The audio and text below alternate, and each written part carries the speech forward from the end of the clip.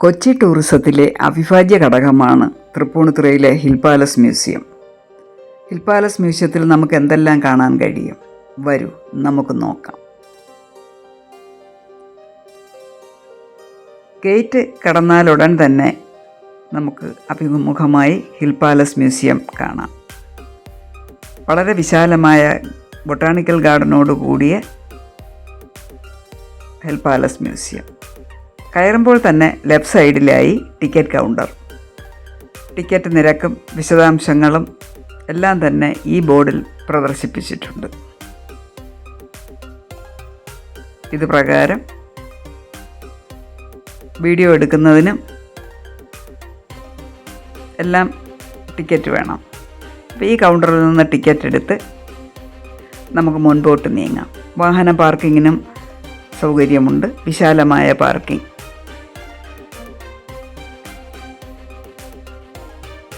ഇത് hill palace museum. നമ്മൾ നേരെ കാണുന്നതാണ് ഹിൽ പാലസ് മ്യൂസിയം. റോഡിൽ നിന്ന് കയറിയാലുടൻ കാണുന്ന മ്യൂസിയത്തിൻ്റെ ദൂര വീക്ഷണമാണിത്. ഇവിടെ പാർക്കിങ്ങിനുള്ള സൗകര്യം, വിശാലമായ പാർക്കിംഗ് ഗ്രൗണ്ട്.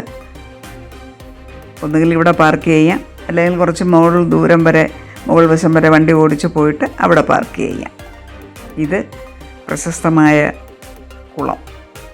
കയറി ചെല്ലുമ്പോൾ തന്നെ ലെഫ്റ്റ് സൈഡിലായിട്ട് കുളക്കടവോട് കൂടിയ കുളം. ഈ ഹിൽ പാലസ് മ്യൂസിയത്തിൽ മഴയത്തുള്ള വെള്ളം മൊത്തം കളക്ട് ചെയ്ത് വേനലും വർഷവും ഒരുപോലെ വെള്ളം പ്രദാനം ചെയ്യുന്ന വിശാലമായ കുളം. കുളിക്കടവോട് കൂടിയതാണ് കേട്ടോ. ഇത് നമുക്ക് മറ്റൊരു വശത്തുകൂടെയും ഇവിടെ വന്നെത്താൻ പറ്റും. ഇത് വിശാലമായ ബൊട്ടാണിക്കൽ ഗാർഡൻ. മ്യൂസിയത്തിൻ്റെ ചുറ്റും കാട് പോലെ വളർന്ന് വിശാലമായ സസ്യസമ്പത്ത്. ഇത് കൊട്ടാരത്തിലേക്കുള്ള പടവുകൾ, മ്യൂസിയത്തിലേക്കുള്ള പടവുകളാണ്. ഈ പടവുകൾ കയറി ഒരു കുന്നിൻ്റെ മുകളിലായിട്ടാണ് കൊട്ടാരം സ്ഥിതി ചെയ്യുന്നത്. നമുക്ക് ഈ പടവുകൾ കയറി പോകാം, അല്ലെങ്കിൽ ഇതുപോലെ റോഡുണ്ട്, വളഞ്ഞ് തിരിഞ്ഞ് നമുക്ക് വണ്ടി ഓടിച്ച് മുകളിലെത്താം. നമുക്ക് പോകാൻ പറ്റില്ല, നമുക്ക് ഇടയ്ക്ക് പാർക്ക് ചെയ്തിട്ട് നടന്നു പോകാനേ പറ്റും.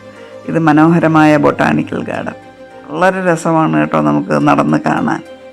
ഞാനെത്തുമ്പോൾ ഉച്ചനേരമായിരുന്നു, അതുകൊണ്ട് തന്നെ ലഞ്ച് ബ്രേക്ക് ആയതുകൊണ്ട് മ്യൂസിയം അപ്പോൾ ക്ലോസ്ഡ് ആയിരുന്നു. അങ്ങനെ ഞാൻ ചുറ്റും നടന്ന് ബൊട്ടാണിക്കൽ ഗാർഡനും ബാക്കി കാര്യങ്ങളൊക്കെ കാണുകയായിരുന്നു. അപ്പോൾ ആദ്യം നമുക്ക് കുളം, പിന്നെ ബൊട്ടാണിക്കൽ ഗാർഡൻ, പിന്നെ അത് കഴിഞ്ഞാൽ പൈതൃക മന്ദിരങ്ങൾ, പിന്നെ മാൻ പാർക്ക്. അത് കഴിഞ്ഞ് ഒരു ഗുഹയുണ്ട് ഇതിനകത്ത്, അത് കാണാം.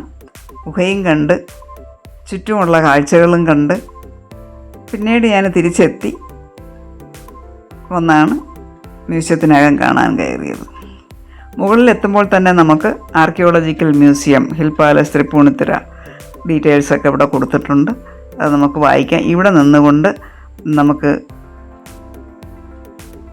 ഇങ്ങനെ വിശാലമായിട്ട് കൊച്ചി നഗരം നമുക്ക് കാണാൻ കഴിയും. ദൂരക്കാഴ്ചയാണിത്. നല്ല മനോഹരമായിട്ട് ബൊഗൈൻവില്ലയും അതുപോലെ കണിക്കൊന്നയും എല്ലാം പൂത്ത് വിരിഞ്ഞ് നല്ല മനോഹരമായ കാഴ്ച. ഇതാണ് പാലസിൻ്റെ മുൻവശം. ഇത് സൈഡ് വ്യൂ. നിറയെ മനോഹരമായി അലങ്കരിച്ചിട്ടുള്ള ഗാർഡൻ. സഞ്ചാരികൾ ധാരാളം ഉണ്ടായിരുന്നു.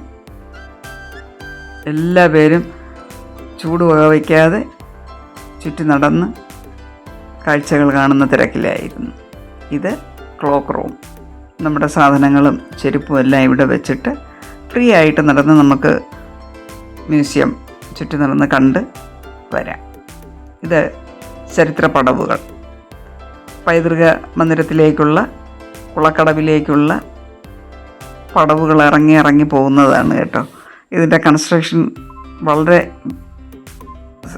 ആകർഷകമായ രീതിയിലുള്ള കൺസ്ട്രക്ഷനാണിത്. ഇവിടെ ഒന്ന് നോക്കുമ്പോൾ അങ്ങ് താഴെ അങ്ങ് അറ്റം വരെ നമുക്ക് ഘട്ടം ഘട്ടമായിട്ട് സ്റ്റെപ്പ് ബൈ സ്റ്റെപ്പായിട്ടുള്ള കൺസ്ട്രക്ഷൻ, വളരെ മനോഹരമായ കാഴ്ച. ഇതൊരു മുത്തശ്ശി മരം, നൂറ്റാണ്ടുകൾ പഴക്കമുള്ള മാവാണിത്. ഇവിടെയായി ശില്പ മന്ദിരം, ശില്പത്തിൻ്റെ സ്കൾപ്ചർ ഗാലറി, ശിലാശില്പ ദൃശ്യവേദി. റൂംസൊക്കെ അടച്ചിരിക്കുകയായിരുന്നു, എന്നാലും പുറമേ 1-2 നമുക്ക് കാണാൻ കഴിഞ്ഞു. ഇനി ഇങ്ങനെയൊരു കൺസ്ട്രക്ഷൻ ഇവിടെ ഉണ്ട്. മൺകുടങ്ങളും മൺപാത്രങ്ങളും കൊണ്ട് നിർമ്മിച്ച ഒരു പൂജയ്ക്കുള്ളൊരു സ്ഥലം പോലെയാണ് എനിക്ക് തോന്നിയത്. ഇങ്ങനെ ഒരെണ്ണം നമുക്കവിടെ കാണാൻ കഴിയും, ഒരു മണ്ഡപം പോലെ. ഇതിൻ്റെ ഉദ്ദേശ ലക്ഷ്യങ്ങൾ എനിക്ക് മനസ്സിലായില്ല. ഇനി ഒരു കൂറ്റൻ കള്ളിമുൾച്ചെടി, ഗാർഡനെ മനോഹരമാക്കിക്കൊണ്ട് ബൊഗൈൻവില്ല,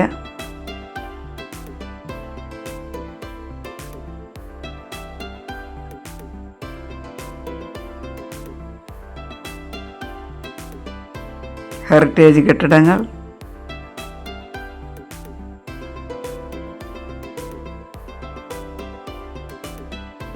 ഈ വഴി പൈതൃക ദൃശ്യ മന്ദിരത്തിലേക്കുള്ളതാണ്.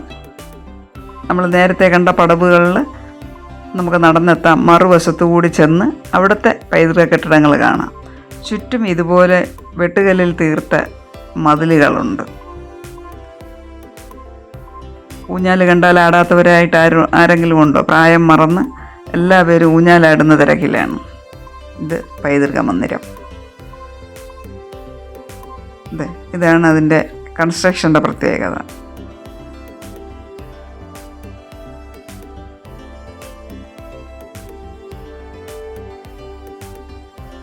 ഇത് അമ്പലം പോലെയാണ് എനിക്ക് തോന്നിയത്. ഈ ഭാഗം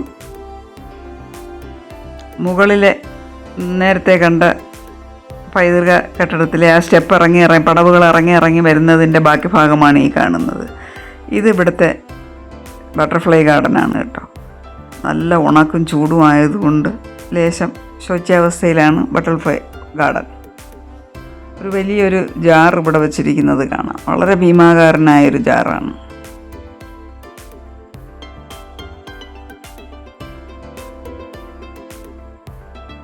പടവുകൾ ഇറങ്ങി പോകുന്നതാണ് ആ കാണുന്നത്.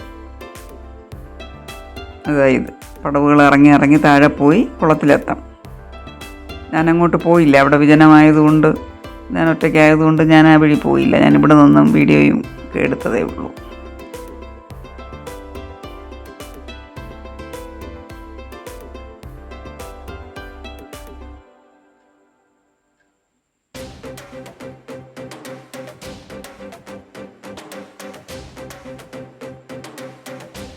ഇത് ചുറ്റുമുള്ള സസ്യജാലങ്ങളുടെ ഒരു വനം പോലെയാണ് ചുറ്റും.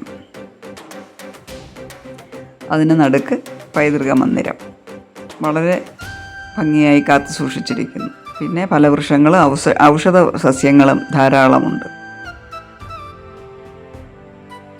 പൈതൃക മന്ദിരം അതിൻ്റെ വിശേഷങ്ങളാണ് ഈ കൊടുത്തിട്ടുള്ളത്, ബോർഡിൽ കാണുന്നത്. വീണ്ടും പുറത്തിറങ്ങി വളരെ പഴക്കമുള്ള ചെടികളാൽ ചുറ്റപ്പെട്ട മാമരങ്ങളും കാടുകളും നടന്ന് അടുത്തതായിട്ട് മാൻ പാർക്കിലേക്കുള്ള യാത്രയാണ്.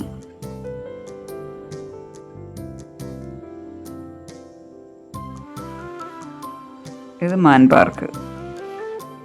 ധാരാളം മാനുകളുണ്ട് കേട്ടോ.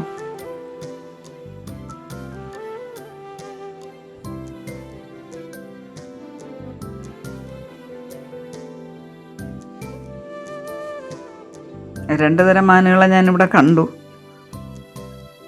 അതിൻ്റെ ക്ലോസപ്പ് കിട്ടിയില്ല.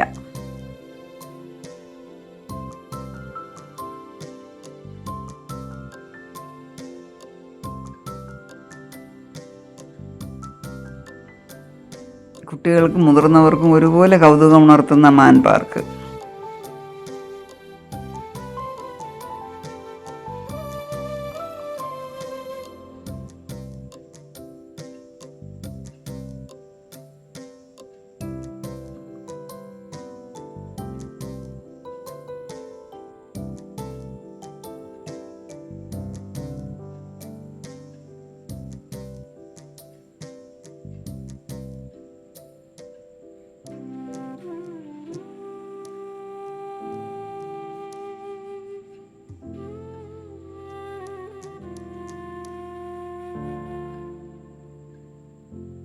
മാൻ പാർക്ക് കണ്ടു കഴിഞ്ഞിട്ട് ഞാൻ നേരെ ഗുഹയിലേക്കാണ് പോയത്.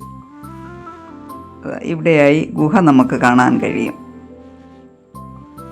ഒരു ഫാമിലിക്ക് സുഖമായിട്ട് ഒളിച്ചിരിക്കാൻ പറ്റിയ വിശാലമായ ഗുഹ. വെട്ടുകല്ല് കൊണ്ട് നിർമ്മിതമാണോ, വെട്ടുകല്ല് ചെത്തിയും, ഇവിടുത്തെ ഭൂപ്രകൃതി അടിവശം വെട്ടുകല്ലാണോ, ഏതായാലും അത് ചെത്തി മിനുക്കി, വെട്ടുകല്ല് ചെത്തി മിനുക്കി വൃത്തിയാക്കി കൊത്തിയെടുത്തുണ്ടാക്കിയ ഗുഹ. പഴയ കാലത്ത് രാജാക്കന്മാർക്കൊക്കെ സുരക്ഷിതമായി ഇരിക്കാനും ഉള്ള ഒളിത്താവളങ്ങളായിരിക്കാം.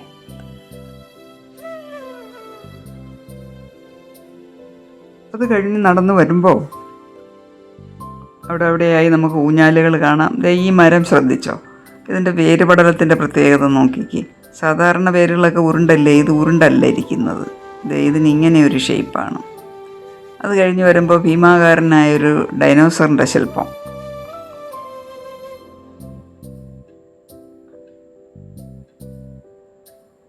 ഇതിൻ്റെ ഔട്ടർ സൈഡ് മൊത്തം വനമാണ് കേട്ടോ.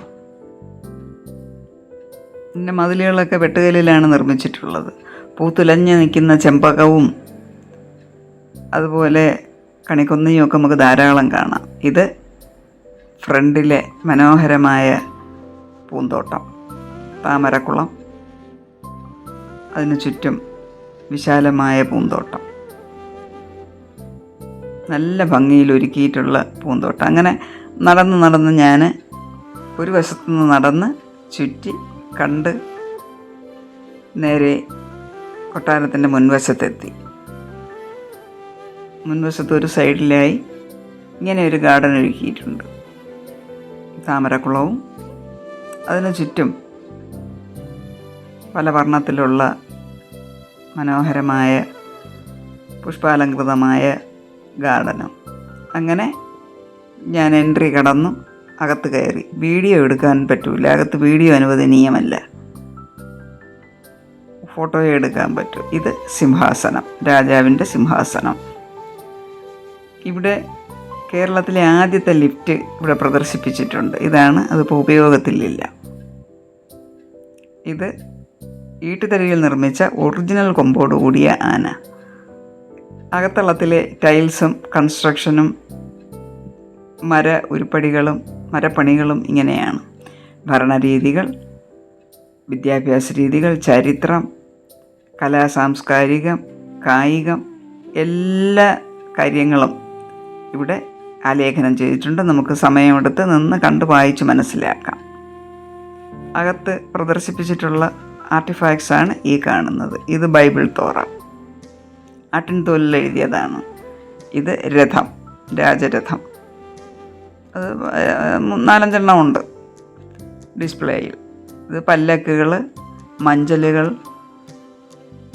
അത് വിവിധ തരത്തിലുണ്ട്. സ്റ്റെയർ കേസിൻ്റെ നിർമ്മിതിയാണ് ഇതിൽ കൊണ്ട് ഉദ്ദേശിച്ചിരിക്കുന്നത്. ഇത് നന്നങ്ങാടികൾ,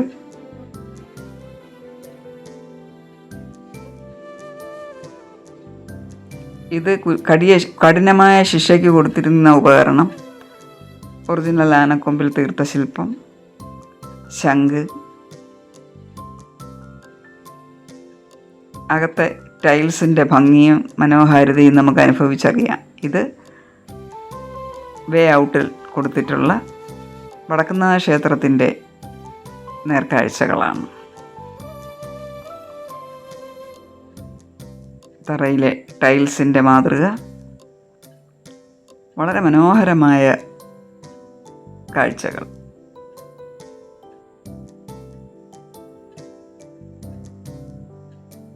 നെറ്റിപ്പട്ടം.